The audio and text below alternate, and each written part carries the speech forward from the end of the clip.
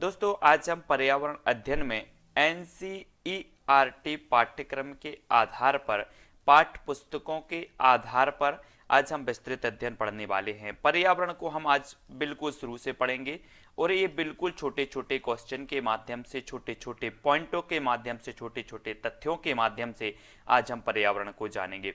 ठीक है, अगर आप एमपी टेट एग्जाम की तैयारी कर रहे हैं, सीटीईटी की कर रहे हैं या फिर रीट एग्जाम की तैयारी कर रहे हैं तो ये वीडियो आपके लिए रामबाण है। ये वीडियो का पहला पार्ट है, इसके पहले बहुत सारे पार्ट आने वाले हैं और पूरा का पूरा एनसीईआरटी के आधार पर होगा। तो जरूर इस पूरी की पूरी प्लेलिस्ट को आप देखेंगे, इस वीडियो को देखेंगे। ठीक है, वीडियो पूरा अंत तक देखना। सबसे पहले हम आपको विस्तृत पढ़ाएंगे, उसके बाद आपका टेस्ट लिया जाएगा इसी वीडियो में।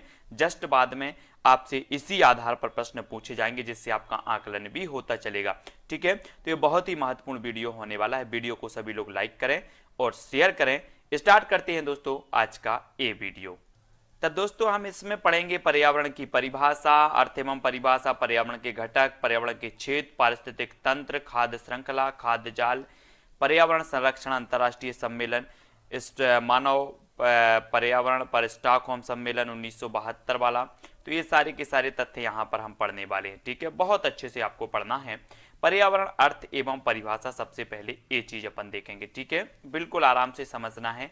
पर्यावरण शब्द परि एवं आवरण से मिलकर बना है। सभी लोगों को पता है, अगर आपसे कभी पूछा जाता है कि पर्यावरण शब्द किन दो शब्दों से मिलकर बना है, तब आपका उत्तर होगा परि धन आवरण। ठीक है, ये चीज आपको पता होगी। नेक्स्ट आपसे क्या पूछ लिया जाता है, एक आपसे पूछा जाता है कि परि का अर्थ क्या है।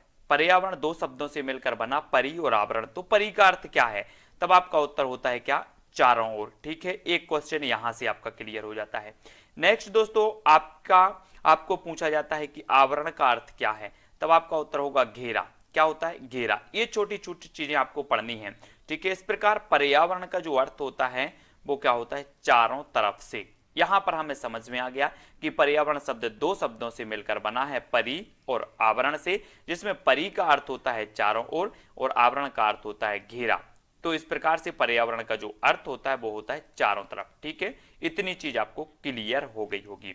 नेक्स्ट देखते हैं, अर्थात पर्यावरण। पर्यावरण का जो अर्थ होगा वो मनुष्य के चारों ओर का वह क्षेत्र जो उसे घेरे रहता है एवं उसके जीवन तथा क्रियाओं को प्रत्यक्ष एवं अप्रत्यक्ष रूप से प्रभावित करता है। ठीक है, क्या कहलाता है, पर्यावरण कहलाता है। इतनी चीज तो आपको समझ में आ गई। हम बोल देते हैं कि हमारे चारों ओर, आसपास के हमारे चारों ओर के वातावरण को हम पर्यावरण कहते हैं, वही चीज यहां पर कही गई है। ठीक है, तो पर्यावरण का अंग्रेजी जो शब्द है वो क्या है, एनवायरनमेंट। ठीक है, जिसकी उत्पत्ति फ्रेंच शब्द एनवायरनमेंट से हुई है। ठीक है, अब आपको एक चीज याद रख लेनी है। पूछा जाता है कि पर्यावरण जो शब्द है एक जो है अंग्रेजी भाषा के एनवायरनमेंट का रूपांतरण है, जिसकी उत्पत्ति किस भाषा से हुई है, फ्रेंच भाषा के शब्द एनवायरनमेंट से हुई है। ये चीज आपको याद रखनी है। अगर यहां से क्वेश्चन बनता है तब आपको याद रखना है। ठीक है, जिसका अर्थ क्या होता है, पड़ोस होता है। यहां से क्वेश्चन आपसे पूछा जाएगा। क्या पूछा जाएगा, एनवायरनमेंट का अर्थ क्या होता है, तब आपका उत्तर होगा पड़ोस होता है। ठीक है, इसलिए हम पर्यावरण के लिए जो है आस पड़ोस शब्द का जो है प्रयोग कर सकते हैं। दूसरे शब्दों में हम कह सकते हैं कि हमारे आस पड़ोस में पाए जाने वाले लोग, स्थान, वस्तुएं, प्रकृति, ये पर्यावरण कहलाते हैं। अब दोस्तों यहां से आपको बिल्कुल सारे के सारे क्वेश्चन क्लियर हो गए।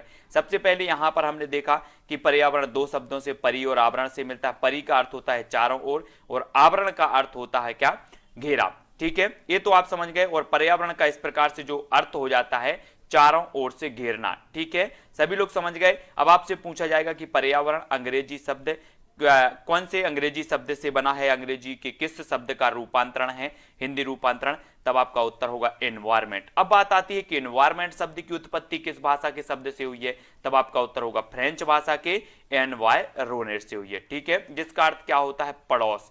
ठीक है, तो ये चीज भी आपको याद रख लेना। एक क्वेश्चन यहां से भी बनेगा कि एनवायरनमेंट का अर्थ क्या होता है, तब आपका उत्तर होगा पड़ोस होता है। ठीक है, इतनी चीज आपको क्लियर हो गई होगी।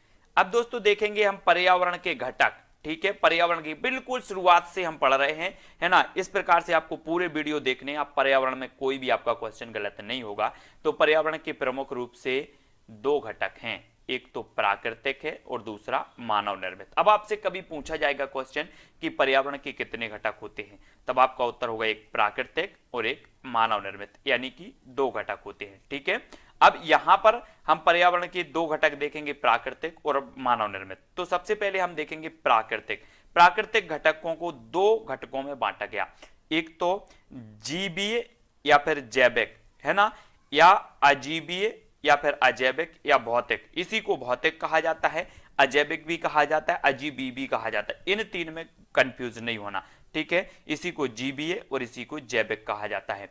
सजीव प्राणियों का संसार जैसे जंतु एवं पादप, ये आते हैं कै में, जैविक घटकों में आते हैं, ठीक है। बात कर लेते हैं जैविक घटकों की।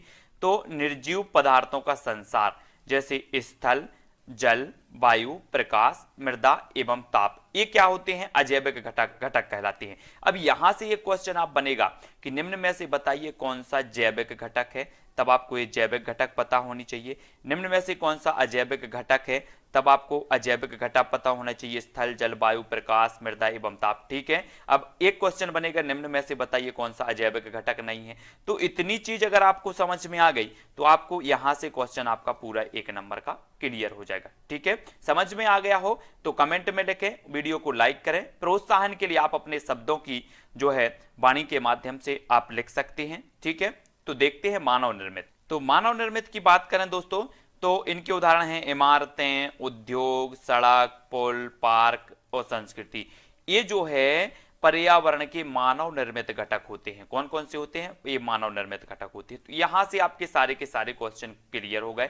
अगर आपसे पूछे जाएं कि पर्यावरण के कितने घटक हैं, तो आपका उत्तर होगा 2, प्राकृतिक और मानवीकृत, ठीक है। अब प्राकृतिक घटक कौन कौन से हैं, तो एक जैविक घटक है और एक अजैविक घटक, ये भी चीज आपको क्लियर हो गई। तो जैविक कौन कौन से हैं और अजैविक कौन कौन से हैं, ये चीज भी यहां पर क्लियर हो गई, ठीक है। तो और देखते हैं दोस्तों, यहां पर हम जानेंगे पर्यावरण के क्षेत्र। पर्यावरण को निम्नलिखित 4 क्षेत्रों में विभाजित किया गया। कौन कौन से 4 क्षेत्र हैं, एक तो स्थल मंडल, जल मंडल, वायुमंडल और जैवमंडल। अब देखना यहां से एक क्वेश्चन आपका बनेगा कि पर्यावरण को कितने क्षेत्रों में विभाजित किया गया, तब आपका उत्तर होगा कितने, 4 क्षेत्रों में, ठीक है। 4 क्षेत्रों में विभाजित किया गया।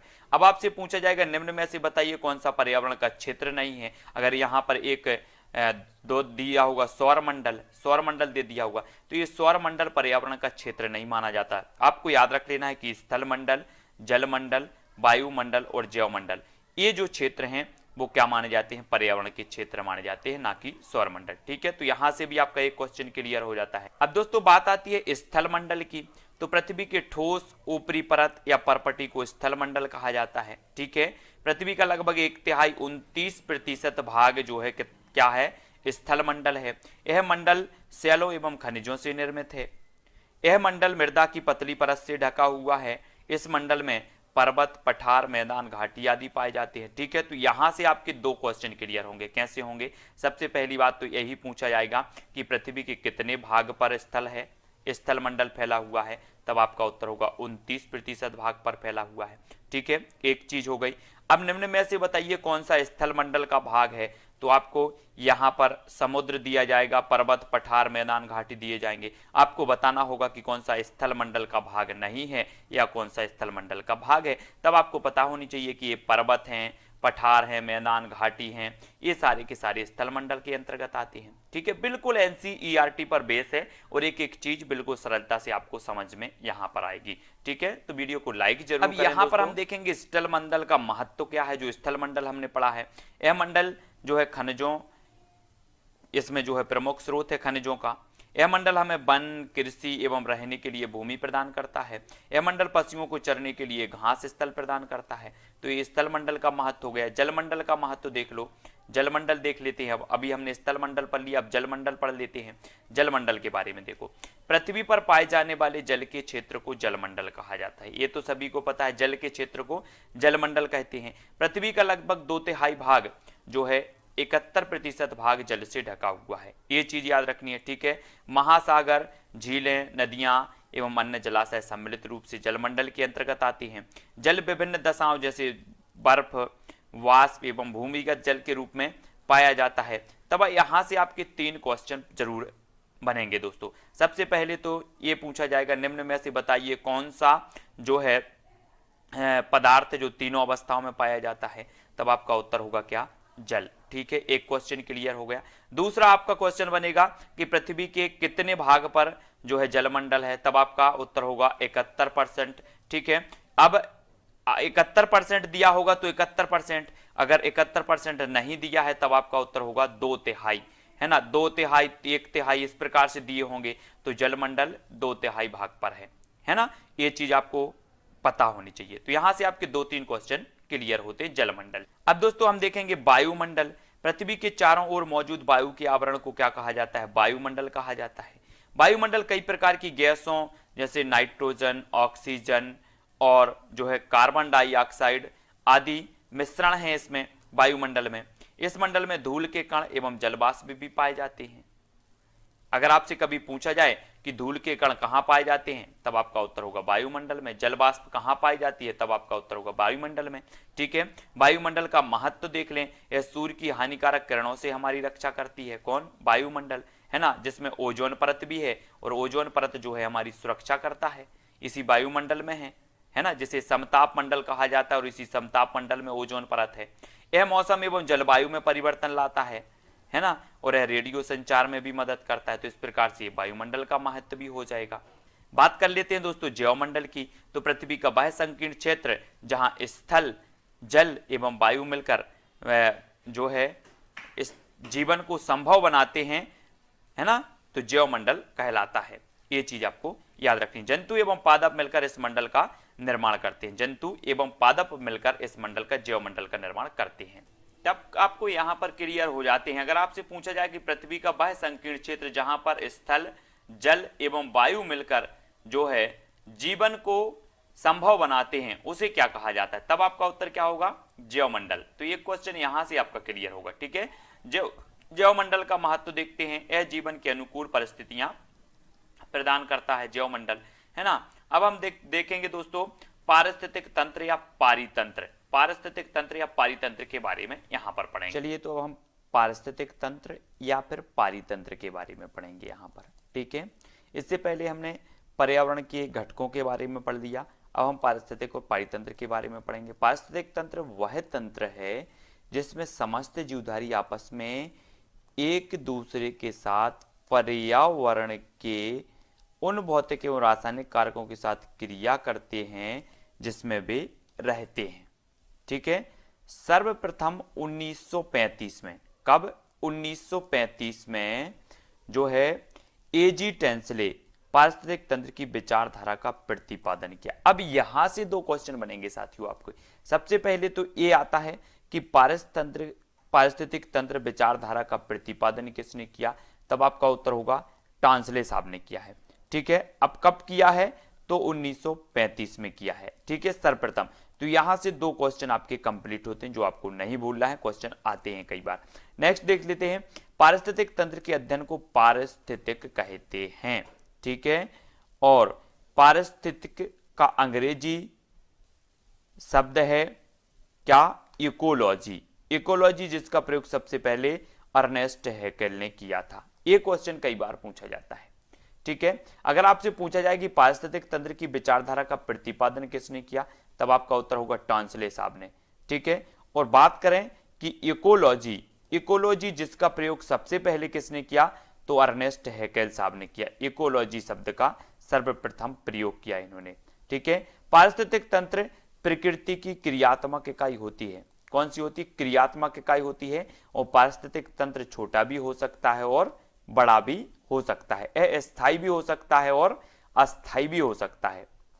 ये छोटे छोटे जो फैक्ट हैं वो पारिस्थितिकी के बारे में आपको पढ़ने हैं, क्योंकि क्वेश्चन यहीं से आते हैं कि पारिस्थितिक तंत्र आपने देखा कि छोटा भी हो सकता है, बड़ा भी हो सकता है, स्थायी भी हो सकता है और अस्थायी भी हो सकता है। ठीक है, यह प्राकृतिक भी हो सकता है और कृत्रिम भी हो सकता है ना। आपसे पूछा जाएगी निम्न में से बताइए कौन सा प्राकृतिक पारिस्थितिक तंत्र का उदाहरण है, निम्न में से बताइए कौन सा कृत्रिम पारिस्थितिक तंत्र का उदाहरण है, तब आपको याद रख लेना है। आपने देखे होंगे, क्या देखे होंगे, किसी भी आप हॉस्पिटल में जाते हैं या कारखाने कहीं दुकान में जाते हैं तो इस प्रकार से बॉक्स होगा और उसमें ऐसी रंग बिरंगी मछलियां होंगी, तो ये क्या माना जाएगा, ये पारिस्थितिक कृत्रिम पारिस्थितिक तंत्र माना जाएगा। ठीक है, तो ये वाला ये प्राकृतिक नहीं माना जाएगा। तो इस प्रकार से कृत्रिम भी होता है, पारिस्थितिक तंत्र भी होता है। यह कई छोटी छोटी इकाइयों में वर्गीकृत होता है, जैसे स्वच्छ जलीय पारिस्थितिक तंत्र, समुद्री पारिस्थितिक तंत्र, है ना, और वनीय पारिस्थितिक तंत्र, मरुस्थलीय पारिस्थितिक तंत्र। अब एक क्वेश्चन पूछा जाता है दोस्तों कि पृथ्वी पर सबसे बड़ा जो पारिस्थितिक तंत्र है वो कौन सा है, तब आपका उत्तर क्या होता है, समुद्र, है ना, ये सबसे बड़ा पारिस्थितिक तंत्र माना जाता है पृथ्वी पर। ठीक है, तो समुद्र आपका बिल्कुल सही होगा। उष्ण कटिबंधीय पारितंत्र सर्वाधिक उत्पादक पारितंत्र माना जाता है, ये चीज आपको याद रखनी है। उष्ण कटिबंधीय पारितंत्र सर्वाधिक उत्पादक पारितंत्र माना जाता है। तभी क्वेश्चन कई बार पूछा गया है, उष्ण कटिबंधीय पारितंत्र सर्वाधिक उत्पादक, है ना, कौन सा निम्न में से बताइए कौन सा पारिस्थितिक पारितंत्र जो है या पारिस्थितिक तंत्र सर्वाधिक उत्पादक माना जाता है, तब आपका उत्तर क्या होगा, उष्ण कटिबंधीय पारितंत्र जो होता है वो सर्वाधिक उत्पादक माना जाता है। ठीक है, पारिस्थितिक तंत्र के घटक देखते हैं, पारिस्थितिक तंत्र के घटक। तो पारिस्थितिक तंत्र के दो घटक होते हैं। हमने पर्यावरण के घटक पढ़े थे, कौन कौन से पढ़े थे, पर्यावरण के हमने प्राकृतिक घटक पढ़ा था एक, और एक मानव निर्मित पढ़ा था। अब यहां पर पारिस्थितिक तंत्र के घटक पढ़ें तो जैविक और अजैविक।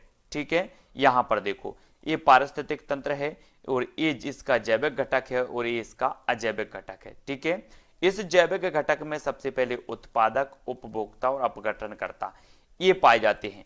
अब इस उपभोक्ता में प्राथमिक उपभोक्ता, द्वितीय उपभोक्ता, तृतीय उपभोक्ता, इस प्रकार से उपभोक्ता होते हैं, लेकिन यहां पर ये जैविक घटकों की एक श्रृंखला होती है जिसे जो है खाद्य जाल भी कहा जाता है। ये चीज आपको याद रखनी है। ठीक है, तो इसमें देख लेते हैं जैविक में इस घटक के अंग हैं उत्पादक, उपभोक्ता और अपघटक। अगर आपसे पूछा जाए कि जैविक पारिस्थितिक तंत्र के कितने अंग हैं तो आपको बताना है 3, एक तो उत्पादक वर्ग होता है, एक उपभोक्ता वर्ग और एक अपघटन वर्ग, इस प्रकार से 3 होते हैं। ठीक है, उत्पादक में पादप जगत अर्थात पौधे को पारितंत्र का उत्पादक कहा जाता है। ठीक है, पौधे प्रकाश संश्लेषण के द्वारा भोजन का निर्माण करते हैं, यहां से आपको याद रखनी है। ठीक है, काय के द्वारा करते हैं, प्रकाश संश्लेषण के द्वारा।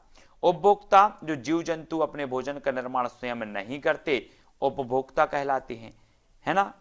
उपभोक्ता निम्न प्रकार के होते हैं, तो जो स्वयं भोजन का निर्माण नहीं करते वो उपभोक्ता, जो स्वयं भोजन का निर्माण करते हैं वो उत्पादक। ठीक है, ये चीज आपको समझ में आ गई। तो प्राथमिक उपभोक्ता की बात करें अगर, तो प्राथमिक उपभोक्ता कैसे होते हैं, शाकाहारी होते हैं। यहां से क्वेश्चन बनेगा आपका, निम्न में से बताइए कौन सा जो है प्राथमिक उपभोक्ता है, तब आपको शाकाहारी पता होनी चाहिए, जो भी शाकाहारी जीव हैं। ठीक है, एवं पौधों की पत्तियों और कोमल तनों को खाते हैं, कौन, प्राथमिक उपभोक्ता। अब यहां से आपको देखना टिड्डा, बकरी, हिरण, गाय, ये क्या है, प्राथमिक उपभोक्ता हैं। ये क्या खाते, पत्तियां खाते हैं, पौधों की पत्तियां खाते हैं, शाकाहारी भोजन करते हैं। तो टिड्डा आपसे पूछा जाए अगर कि निम्न में से बताइए कौन सा प्राथमिक उपभोक्ता है, तब आपका उत्तर होगा टिड्डा, बकरी, हिरण या फिर गाय। ठीक है, ऐसे। अब द्वितीय उपभोक्ता की बात कर लो तो ये शाकाहारी जीवों को खाते हैं, जैसे मेंढक, है ना, मेंढक द्वितीय उपभोक्ता में आएगा, क्या आएगा, द्वितीय। तो याद रख लेना है आपको, बिल्ली भी द्वितीय में आएगी, लोमड़ी भी क्या आएगी, ये भी द्वितीय में आएगी, ये द्वितीय उपभोक्ता हैं। ठीक है, कैसे हैं, द्वितीय उपभोक्ता, मेंढक, बिल्ली, लोमड़ी ये द्वितीय उपभोक्ता कहलाते हैं। अब यहां पर देखो तृतीय उपभोक्ता, देखो ये प्राथमिक उपभोक्ता या द्वितीय उपभोक्ता को खाते हैं या फिर दोनों उपभोक्ताओं को खाते हैं। शेर हिरण भी खाता है और लोमड़ी को भी खाता है, मोर सांप को खाता है ना, बाज सांप को खाता है। तो इस प्रकार से ये तृतीय उपभोक्ता आ जाते हैं। ठीक है, ये तृतीय उपभोक्ता के बारे में आएंगे। अब बात कर लें दोस्तों सर्वाहारी की, ये उत्पादक एवं प्राथमिक उपभोक्ताओं का सेवन करते हैं, है ना, उत्पादक एवं प्राथमिक उपभोक्ताओं का सेवन करते हैं। जैसे बात करें कि मनुष्य, बिल्ली, कौवा, मोर ये सर्वाहारी होते हैं।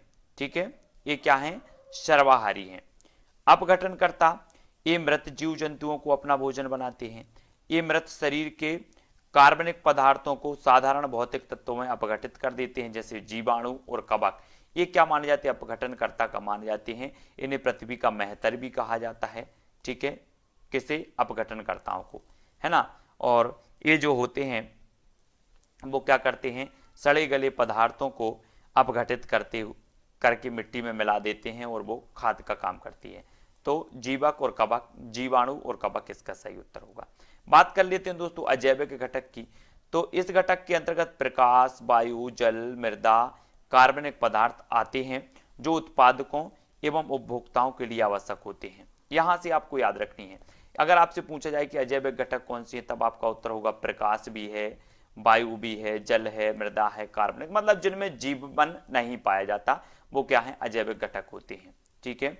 खाद्य श्रृंखला, खाद्य कड़ी, इसके बारे में जानेंगे। तो खाद्य श्रृंखला आपने पढ़ी होगी जिसे खाद्य कड़ी भी कहा जाता है। खाद्य श्रृंखला विभिन्न जीवों का वह क्रम है जिसके द्वारा एक पारितंत्र में खाद्य ऊर्जा का प्रवाह होता है।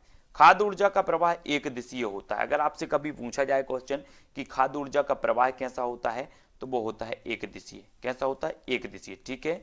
जैसे पौधे को कौन खाता है? टिड्डा, टिड्डा को मेंढक खाता है और मेंढक को सांप खाता है। तो इस प्रकार से ये उत्पादक हो गए, ये प्राथमिक उपभोक्ता, द्वितीय उपभोक्ता और ये तृतीय उपभोक्ता। ठीक है।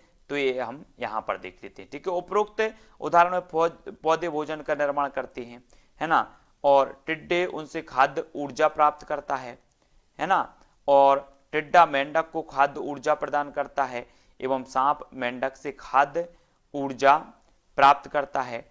खाद्य श्रृंखला ज्यादा से ज्यादा 5 स्तर की हो सकती है। कितने स्तर की?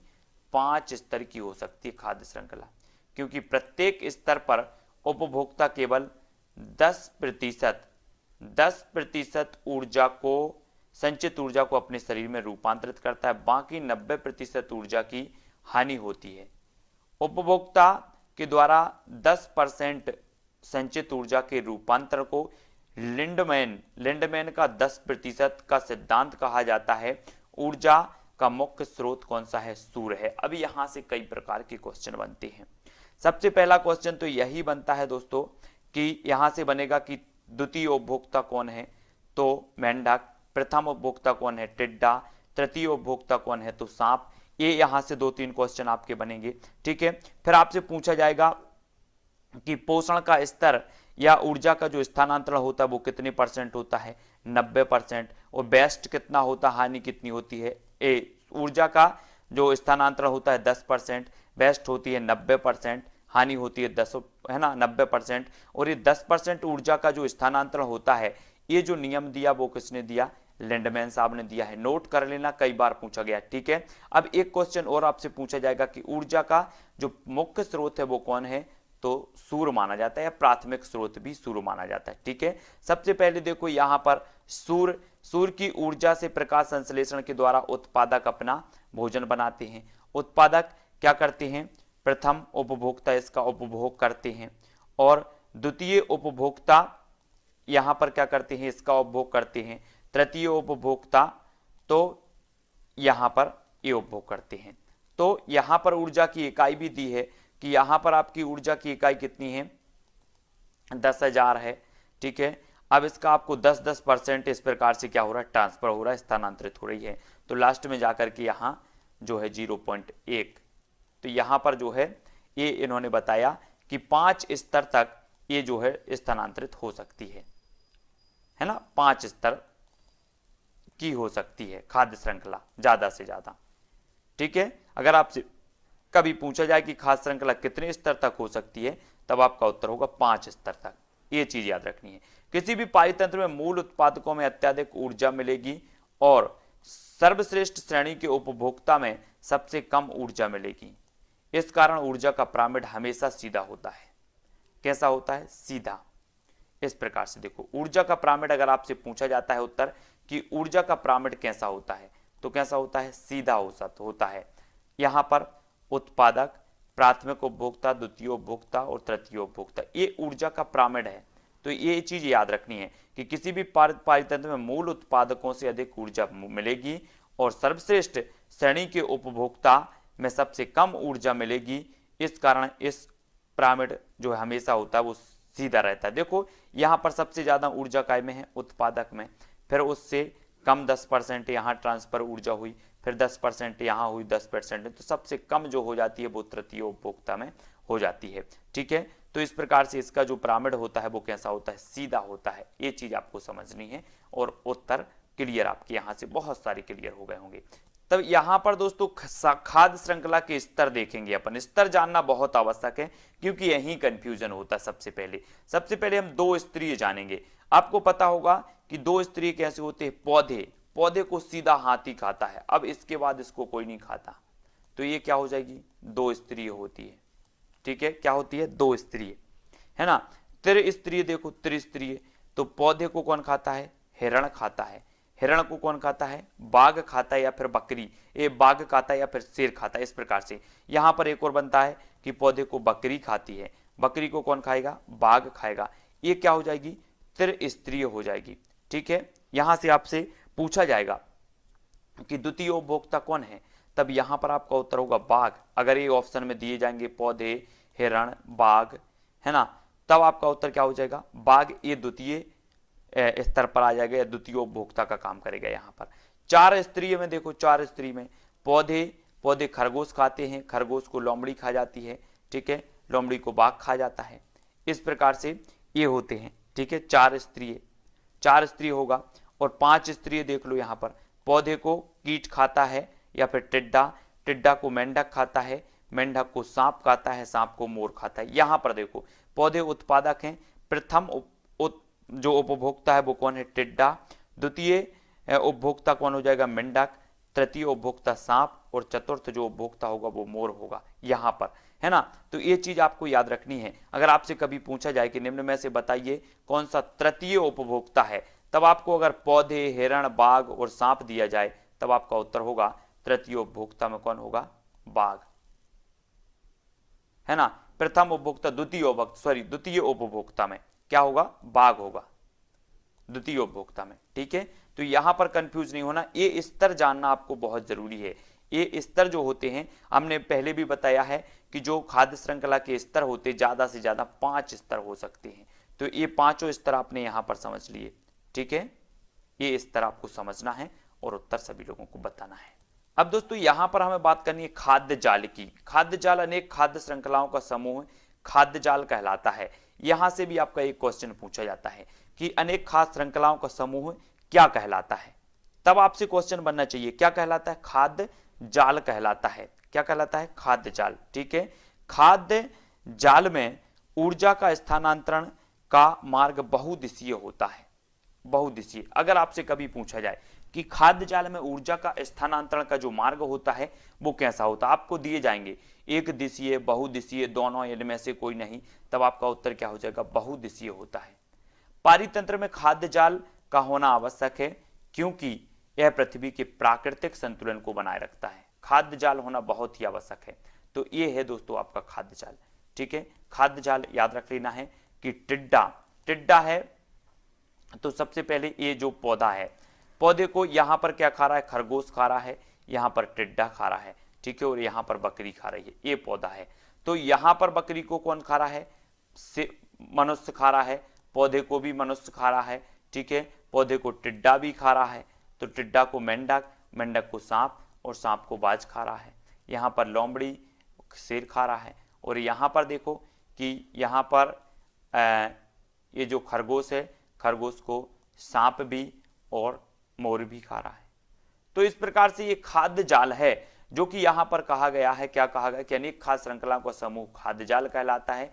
खाद्य जाल में ऊर्जा का जो है स्थानांतरण का जो मार्ग होता है वो बहुदिशीय होता है। यहां पर आप बहुदिशीय देख रहे होंगे मार्ग, कि पौधे को टिड्डा भी खा रहा है, बकरी भी खा रहा है, खरगोश भी खा रहा है, खरगोश को सांप भी खा रहा है, लोमड़ी भी खा रहा है, तो ये बहुदिशीय होता है। ठीक है, और पारितंत्र में खाद्य जाल का होना आवश्यक है क्योंकि यह पृथ्वी को संतुलन बनाए रखने में बहुत सहायक है। ये चीज आपको यहां पर क्लियर हो गई होगी। ठीक है, अब बात करेंगे दोस्तों पर्यावरण संरक्षण, बात कर लेते हैं पर्यावरण संरक्षण की। मनुष्य और पर्यावरण का अटूट संबंध है या अटूट साथ है। पर्यावरण को अगर नुकसान पहुंचता है तो इसका सीधा प्रभाव मनुष्य पर पड़ता है। यह सत्य है कि पर्यावरण की देखरेख का जिम्मा किसके ऊपर है? मनुष्य के ऊपर है। परंतु यह भी अटूट सत्य है कि पर्यावरण को सबसे ज्यादा नुकसान कौन पहुंचाता है? मनुष्य ही पहुंचाता है। जैसे बात करें मनुष्य की जो है आवश्यकता में वृद्धि होने लगी, वैसे वैसे पर्यावरण को नुकसान जो है पहुंचने लगा। आज सबसे बड़ा विषय है पर्यावरण की रक्षा करना। अंतर्राष्ट्रीय एवं राष्ट्रीय स्तर पर इसके लिए प्रयास जारी हैं। अंतर्राष्ट्रीय सम्मेलन, अंतर्राष्ट्रीय स्तर पर पर्यावरण संबंधी जो सम्मेलन आयोजित हुए उनके प्रमुख हैं, देख लेते हैं उनमें कौन से प्रमुख हैं अंतर्राष्ट्रीय सम्मेलनों में। सबसे पहले मानव पर्यावरण स्टॉकहोम सम्मेलन 1972। ये अगर आपसे पूछा जाता है यहां से क्वेश्चन कि स्टॉकहोम सम्मेलन कब हुआ था, तो 1972 में हुआ था। ये चीज आपको याद रखनी है सबसे पहले। यह सम्मेलन स्वीडन के स्टॉकहोम में शहर में 5 जून 1972 को आयोजित हुआ था। कब हुआ था? स्वीडन के स्टॉकहोम में 5 जून 1972 को आयोजित हुआ था। और पर्यावरण के संरक्षण के संदर्भ में जो है अंतर्राष्ट्रीय स्तर पर पहला प्रयास है। अगर आपसे कभी पूछा जाए कि पर्यावरण संरक्षण के संबंध में अंतर्राष्ट्रीय स्तर पर पहला प्रयास कौन सा था, तब आपका उत्तर होगा स्टॉकहोम सम्मेलन 1972। ठीक है, इस सम्मेलन में सभी के लिए एक ही पृथ्वी का सिद्धांत अपनाया गया। कौन सी? एक ही पृथ्वी का। यहां से अगर आपसे क्वेश्चन पूछा जाए कि कौन से सम्मेलन में एक ही पृथ्वी का सिद्धांत अपनाया गया, तब आपका यहां पर फिर आंसर होगा स्टॉकहोम सम्मेलन 1972। ठीक है, नेक्स्ट देखते हैं। इस सम्मेलन में संयुक्त राष्ट्र पर्यावरण कार्यक्रम UNEP यानी कि इसका फुल फॉर्म जो होता है यूनाइटेड नेशंस एनवायरमेंटल जो है एनवायरमेंटल प्रोग्राम का जन्म हुआ। ठीक है, तो आपको याद रख लेना है कि UNEP का जन्म कैसे हुआ? इसी 5 जून 1972 के स्टॉकहोम सम्मेलन से UNEP का जन्म हुआ। ठीक है, याद रख लेना है। इस सम्मेलन में 119 देशों ने हिस्सा लिया था। अगर आपसे कभी पूछा जाए कि स्टॉकहोम सम्मेलन 1972 में कितने देशों ने हिस्सा लिया, तो 119 देशों ने। इस सम्मेलन का प्रमुख उद्देश्य अंतर्राष्ट्रीय स्तर पर पर्यावरण संरक्षण एवं उसमें सुधार करना था। इस सम्मेलन में यह घोषणा की गई कि प्रत्येक वर्ष 5 जून को विश्व पर्यावरण दिवस मनाया जाएगा। अब यहां से कई प्रकार के क्वेश्चन बनते हैं दोस्तों आपके कि जो है 5 जून को कौन सा दिवस मनाया जाता है, तब आपका उत्तर होगा विश्व पर्यावरण दिवस मनाया जाता है। ये विश्व पर्यावरण दिवस मनाए जाने की घोषणा किस सम्मेलन में हुई, तब आपका जो उत्तर हो जाता है वो स्टॉकहोम सम्मेलन 1972 हो जाता है। ठीक है ना।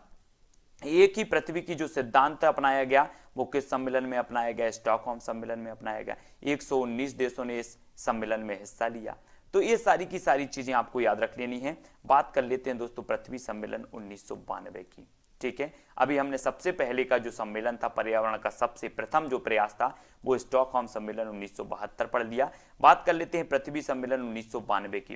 यह सम्मेलन ब्राजील की राजधानी रियो डो जो है जेनेरियो में 3 जून 1992 को हुआ था। यहां पर हमने देखा कि ये स्वीडन के स्टॉकहोम में हुआ था, इसलिए इसे स्टॉकहोम सम्मेलन कहा जाता है। ठीक है, और ये ब्राजील की रियो डी जेनेरियो में 3 जून 1992 को आयोजित जो है किया गया था।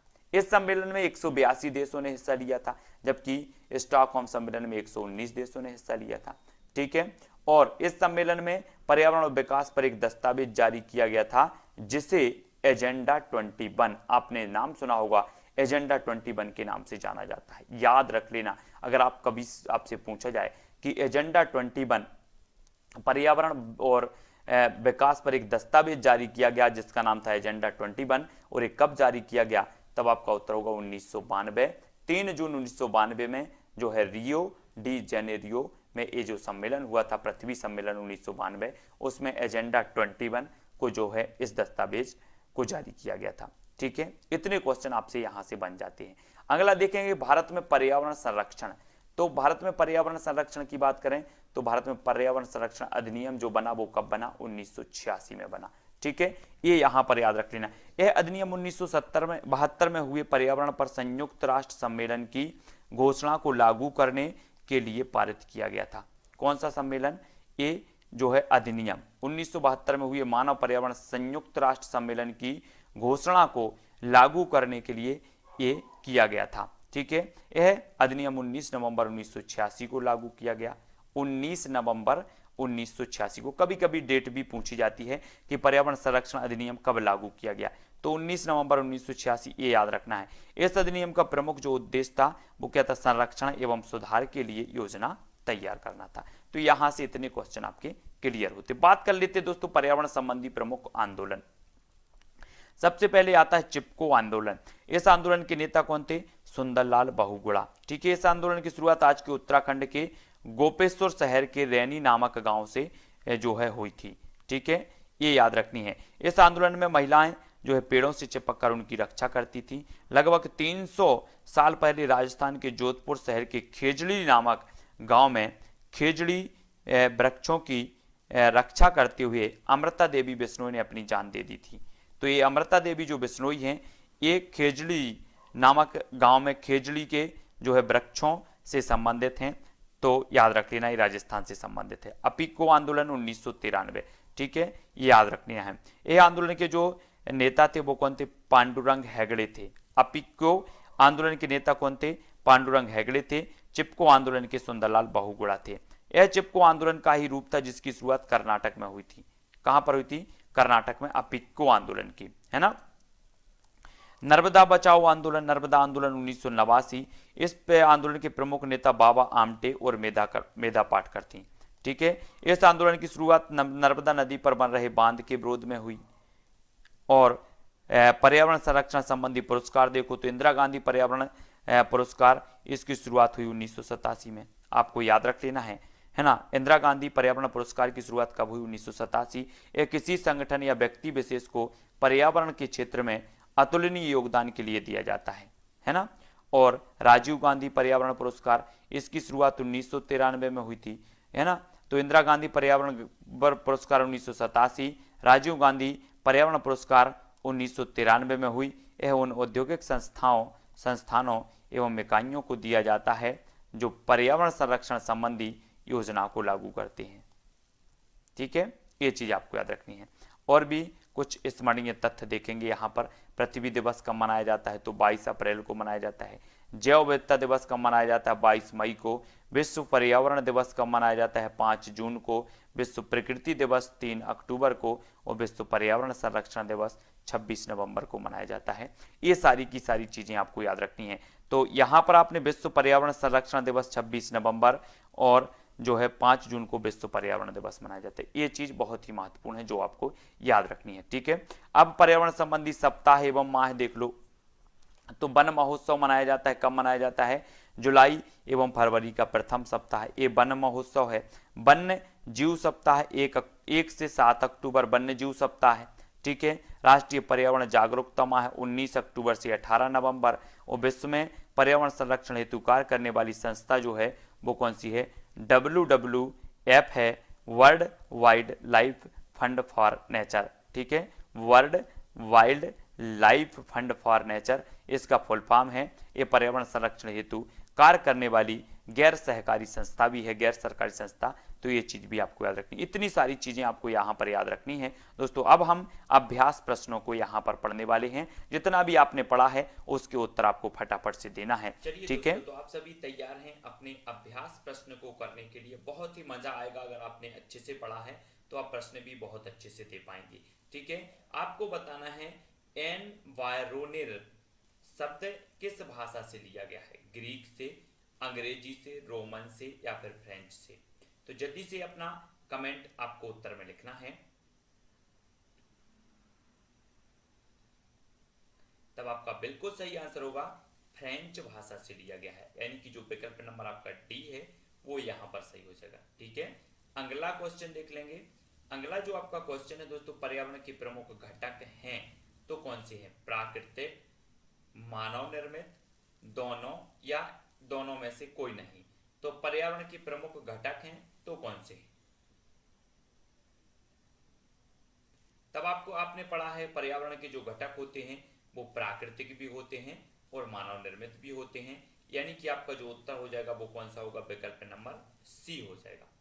ठीक है, अगला क्वेश्चन देखो, ताप, मृदा, प्रकाश पर्यावरण के किस घटक के अंतर्गत आते हैं, जैविक घटक, भौतिक घटक, मानव निर्मित या इनमें से कोई नहीं। तो हमने पढ़े हैं और उत्तर जल्दी से बताएंगे सभी लोग। तब आपका बिल्कुल राइट आंसर होगा भौतिक घटक। भौतिक घटक यानी कि जो बी नंबर है वो आपका बिल्कुल सही हो जाएगा। पर्वत, पठार, मैदान, घाटी पर्यावरण के किस क्षेत्र में आते हैं? पर्यावरण, पर्वत, पठार, मैदान, घाटी, स्थल मंडल, जल मंडल, वायुमंडल या फिर जैव मंडल?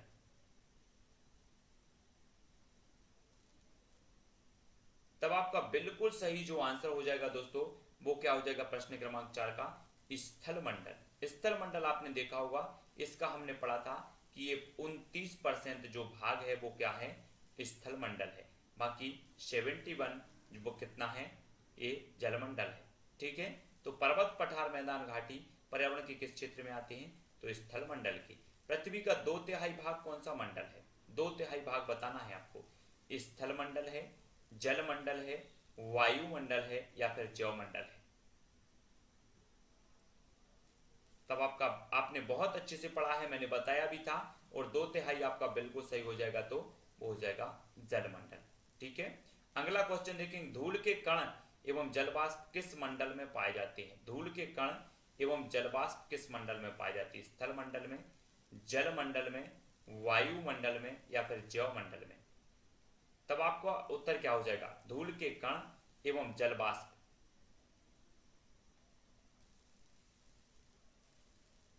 आपका बिल्कुल राइट आंसर होगा साथियों वायुमंडल, यानी कि जो विकल्प नंबर आपका सी है वो यहां पर सही होगा। अगला क्वेश्चन है, निम्नलिखित कथनों पर विचार कीजिए। पर्यावरण के लिए आस पड़ोस शब्द का भी प्रयोग किया जाता है। स्थल मंडल खनिजों का प्रमुख स्रोत है। जैव मंडल जीवन के लिए अनुकूल परिस्थितियां प्रदान करता है।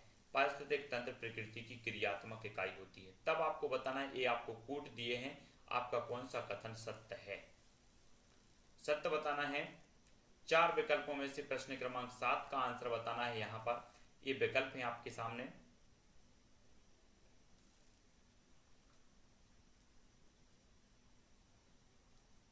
तब आपका बिल्कुल सही आंसर होगा 1 2 3 4। ठीक है, पर्यावरण के लिए आसपास स्थल मंडल खनिजों का प्रमुख स्रोत भी माना जाता है। जैव मंडल जीवन के लिए अनुकूल परिस्थितियां प्रदान करता है, यानी कि जो आपका विकल्प नंबर डी है वो आपका बिल्कुल सही होगा। यहाँ पर निम्न में से कौन सुमेलित नहीं है, यहाँ पर सुमेलित बताना है। हमने पढ़ा है पारिस्थितिकी शब्द, सर्वाहारी, प्राथमिक उपभोक्ता, पारिस्थितिक तंत्र, तो जल्दी से बताएं।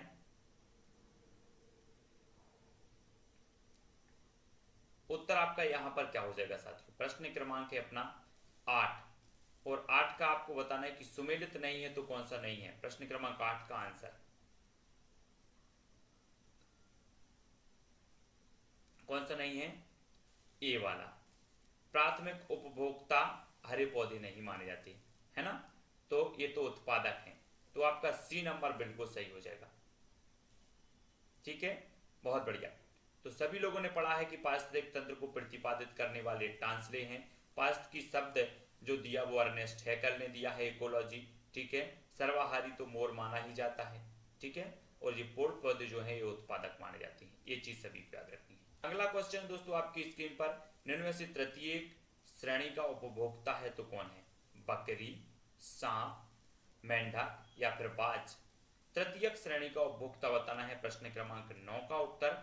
और आपका बिल्कुल जो राइट आंसर होगा वो क्या होगा, तृतीयक श्रेणी का उपभोक्ता। तब आपको उत्तर बताना है कि कौन सा होगा। तो सबसे पहले आपने देखा होगा दोस्तों कि टिड्डा जो होता है, टिड्डा, टिड्डा क्या करता है, घास खाता है। अब टिड्डा को कौन खाता है, टिड्डा को आपने देखा होगा कि घास खाता है, तो ये प्रथम उपभोक्ता हो गया। अब टिड्डा को मेंढक ने खाया तो मेंढक द्वितीय उपभोक्ता हो गया, और मेंढक को सांप ने खाया तो सांप तृतीय उपभोक्ता होगा। तो तृतीय श्रेणी का उपभोक्ता कौन माना जाएगा, माना जाएगा सांप। ठीक है, और फिर सांप को खाती है बाज। तो बेजीव जो मृत शरीर के कार्बनिक पदार्थों को साधारण भौतिक जो है तत्वों में अपघटित कर देते हैं, क्या कहलाते हैं? बेजीव जो मृत शरीर के कार्बनिक पदार्थों को साधारण भौतिक तत्वों में अपघटित कर देती है, क्या कहलाती है? तो अपघटित कर देती है। तब आपका उत्तर क्या हो जाएगा, प्रश्न क्रमांक 10 का?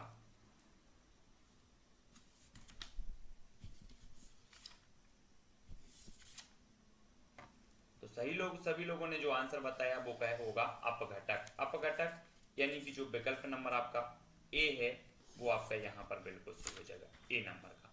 ठीक है, प्रश्न क्रमांक 10 का ए अपघटक। अगर पौधों को खरगोश खाता है, खरगोश को सांप और सांप को मोर, तब सबसे कम ऊर्जा किसको प्राप्त होगी? पौधों को खरगोश, खरगोश को सांप और सांप को मोर खाती है, तो आपको बताना है सबसे कम जो है ऊर्जा किसको मिलेगी। तब प्रश्न क्रमांक जो 11 का आंसर आपका हो जाएगा वो क्या होगा? मोर को मिलेगा। सबसे कम जो ऊर्जा मिलेगी वो किससे मिलेगी? मोर को, यानी कि सी नंबर आपका सही होगा। यहां से 10% होगी, ठीक है, 10% 10% करके इस प्रकार से आपको सी नंबर सबसे कम मिलेगी तो मोर को मिलेगी। ठीक है, निम्न में से कथनों में से कौन सा कथन असत्य है? असत्य बताना। खाद्य श्रृंखला में ऊर्जा का प्रवाह एक दिशीय होता है, खाद्य जाल में ऊर्जा का प्रवाह बहुदिशीय होता है, उपरोक्त दोनों इनमें से कोई नहीं। कौन सा कथन असत्य है? प्रश्न क्रमांक 12 का उत्तर बताना है। तो आपका उत्तर क्या हो जाएगा? बिल्कुल सही दिया यहाँ पर। खाद्य श्रृंखला में ऊर्जा का प्रवाह बिल्कुल एक दिशीय होता है ना। खाद्य जाल में ऊर्जा का प्रवाह बिल्कुल बहुदिशीय होता है, तो उपरोक्त में से कोई नहीं, यानी कि जो विकल्प नंबर डी आपका सही होगा। आपसे बन रहा होगा, कमेंट में जरूर बताएं आपसे बन रहा है कि नहीं बन रहा है। पहले हमने विस्तृत अध्ययन किया, फिर इसके बारे में क्वेश्चन जो है अभ्यास प्रश्न कर रहे हैं, आपसे जरूर बन रहा होगा। तो कमेंट में जरूर बताएंगे, वीडियो को शेयर भी करना है, लाइक भी करना है। ठीक है, अंतरराष्ट्रीय स्तर पर मानव पर्यावरण का सबसे पहला सम्मेलन कब हुआ था? सबसे पहला आपको बताना है, आपने पढ़ा है कब हुआ था, तब आपका बिल्कुल सही आंसर क्या होगा? स्टॉकहोम सम्मेलन 1972। ये अंतरराष्ट्रीय स्तर पर पहला सम्मेलन माना जाता है। किस सम्मेलन में घोषणा की गई कि प्रत्येक 5 जून को, यहां पर जून बताना, जून को विश्व पर्यावरण दिवस मनाया जाएगा? तो कौन से सम्मेलन में घोषणा की गई थी? तब आपका बिल्कुल जो आंसर होगा वो क्या होगा? वो होगा साथियों ए, यानी कि स्टॉकहोम सम्मेलन 1972 में। ठीक है, अब अगर आपसे पूछा जाए कि यूएनईपी की जो है शुरुआत किस सम्मेलन से मानी जाती है, तब भी आपका उत्तर क्या होगा? स्टॉकहोम सम्मेलन 1972 से। ठीक है, ये क्वेश्चन भी आपसे पूछा जाएगा। किस वर्ष में एजेंडा 21 जारी किया गया? एजेंडा 21 आपको बताना है किस वर्ष में जारी किया गया? 1972, 1982, 2002 या 1992? एजेंडा 21 आपको पता होगा दोस्तों कि पृथ्वी सम्मेलन हुआ था, कहाँ हुआ था? रियो डी जेनेरियो में हुआ था। और ये कब हुआ था? ये पृथ्वी सम्मेलन हुआ था 1992 में। ठीक है, और ये 1992 में एजेंडा 21 ये जो है जारी किया गया था। तो 15 विकल्प, प्रश्न क्रमांक 15 का उत्तर हो जाएगा सी, है ना। सभी लोगों को याद आ रहा होगा, उत्तर भी बता रहे हैं, मजा आ रहा होगा इस वीडियो में। अगला बताना है आपको, चिपको आंदोलन की शुरुआत किस वर्ष हुई? चिपको आंदोलन, प्रश्न क्रमांक 16 का उत्तर हमें बताना है। तब आपका बिल्कुल जो राइट आंसर होगा वो क्या होगा? बी, बी यानी कि 1973।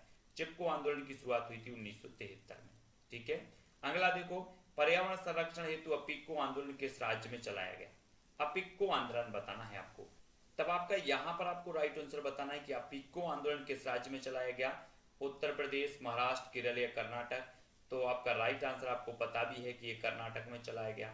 ठीक है, तो याद आपको होनी चाहिए कि चिपको आंदोलन उत्तराखंड, अपिक्को आंदोलन कर्नाटक में। ठीक है, अगला क्वेश्चन देखेंगे, बाबा आमटे और मेधा पाटकर किस आंदोलन से संबंधित हैं?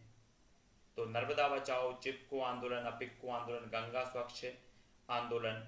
तो बाबा आमटे और मेधा पाटकर ये जो संबंधित हैं वो नर्मदा बचाओ आंदोलन से संबंधित है। ठीक है, और नर्मदा नदी अमरकंटक से निकलती है। कहां से? अमरकंटक। राजीव गांधी पर्यावरण पुरस्कार दिया जाता है तो किस क्षेत्र में आपको दिया जाता है?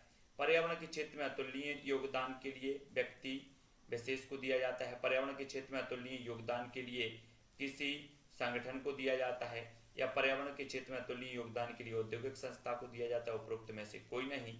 तब आपको बताना है किसको दिया जाता है राजीव गांधी पर्यावरण पुरस्कार। आपका प्रश्न क्रमांक 19 है, और 19 का जो आपका बिल्कुल सही आंसर होगा वो होगा सी, यानी कि पर्यावरण के क्षेत्र में अतुलनीय योगदान के लिए औद्योगिक तब आपका बिल्कुल सही आंसर क्या होगा, पर्यावरण क्षेत्र में अतुलनीय योगदान के लिए औद्योगिक संस्था को दिया जाता है। ठीक है, और इंदिरा गांधी जो पर्यावरण पुरस्कार होता है वो व्यक्ति विशेष के दिया जाता है इंदिरा गांधी, और राजीव गांधी ये दिया जाता है औद्योगिक संस्थाओं के लिए। ठीक है, तो यहाँ पर आपका सी नंबर बिल्कुल सही हो जाएगा। अगला क्वेश्चन देखेंगे दोस्तों, सुमेलित करना है यहाँ पर हमें। पृथ्वी दिवस कब मनाया जाता है, जैव विविधता दिवस कब मनाया जाता है। ठीक है, तो सभी लोग सुमेलित करेंगे। प्रश्न क्रमांक है अपना 20 और यहाँ पर आपके उत्तर यहाँ पर दिए हैं, 20 का उत्तर बताएंगे सभी लोग। क्या होगा राइट आंसर, आंसर हो जाएगा दोस्तों आपका बी। बी यानी कि जो पृथ्वी दिवस है वो कब मनाया जाता है, 22 अप्रैल को मनाया जाता है। ठीक है, जैव विविधता दिवस 22 मई को मनाया जाता है। ठीक है, विश्व प्रकृति दिवस 3 अक्टूबर को मनाया जाता है, और विश्व पर्यावरण संरक्षण दिवस ये मनाया जाता है 26 नवंबर को।